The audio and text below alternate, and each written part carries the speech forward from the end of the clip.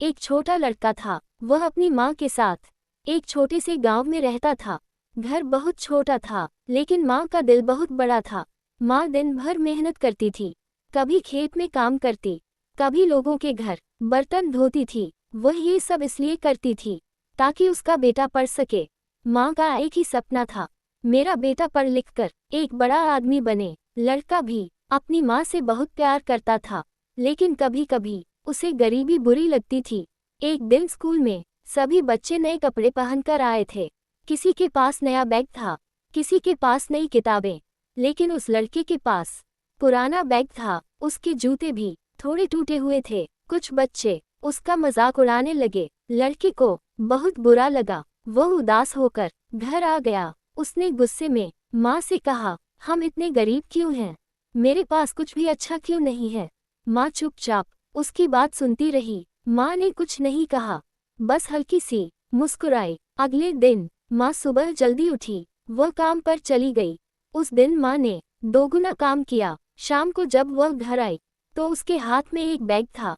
वह लड़के के लिए नया स्कूल बैग लाई थी। लड़का बहुत खुश हो गया। वह खुशी से माँ को गले लगा लिया, लेकिन उसे नहीं पता था कि उस बैग के पीछे माँ की कितनी मेहनत थी। अगले दिन लड़का स्कूल चला गया। माँ फिर से काम पर चली गई। दोपहर में लड़का घर जल्दी आ गया। वह माँ को ढूंढ रहा था। तभी पड़ोस की एक आंटी ने उसे बताया, तुम्हारी माँ आज बीमार हो गई है। लड़का दौड़कर वहां पहुंचा। उसने देखा माँ जमीन पर बैठी थी। माँ बहुत थकी हुई थी। तभी उसे पता चला माँ ने वह बैग खरीदने के लिए 2 दिन से खाना नहीं खाया था।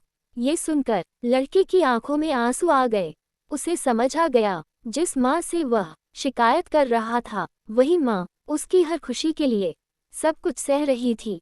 लड़का माँ के पास बैठ गया।